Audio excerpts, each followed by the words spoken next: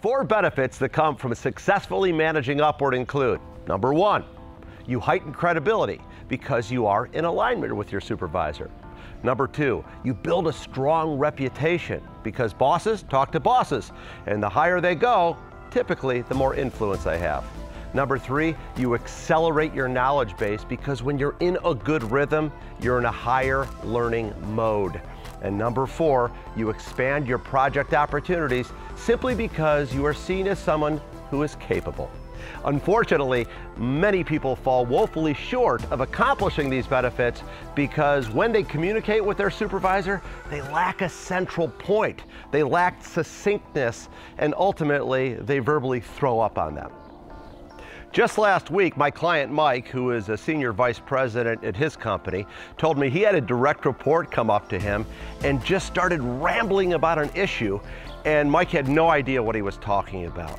He said, "Joe, he might as well have been speaking Portuguese, or give me an espionage book and I had to start on page 93. I had no idea what he was talking about." And the whole time I'm smiling, thinking to myself, what is his point? Where is my Red Bull? In this episode, I will talk about why it's very easy to misalign with your boss, and I'll also offer simple tools to help you accomplish these.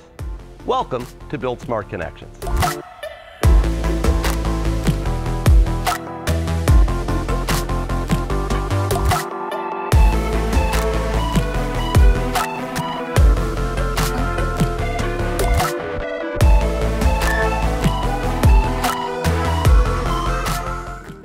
Three big reasons why people do not manage upward as successfully as they would like to include: number 1, they never really drill down on the specificity of the right communication approach with their boss.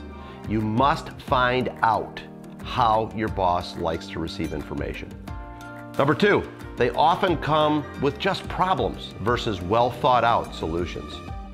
And number 3, when they meet with their boss, they ramble nervously with a lot of information that isn't clear, concise, or relevant. And this can often leave the boss despondent or bummed out.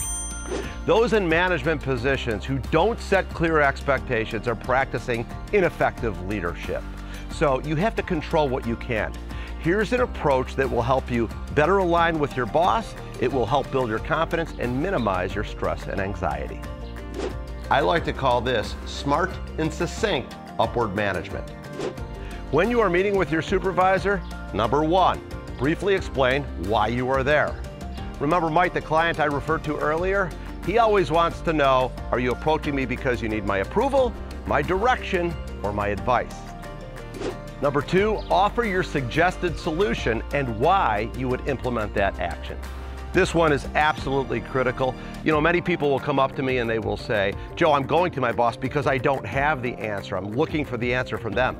They want to know before you approach them, if you were the CEO, what decision would you make and why? Number 3, ask for their input, listen, and follow up. This one might force you to be a bit bold, but refuse to walk away from your boss without knowing that you are in complete lockstep. Without question, there are some tremendously dysfunctional bosses out there. And I'm talking brutal. But really, with most of our clients, this approach has worked tremendously well for managing upward. But you must take action. Dale Carnegie said, "Knowledge is not power unless it's applied." Hey, thanks for watching. I hope you found this helpful. If you'd like to see more videos, please subscribe to our YouTube channel over there. If you'd like to learn more about who I am and what I do, you can always visit joetakash.com.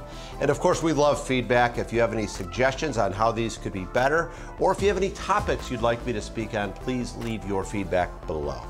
Live it, love it, do it, profit.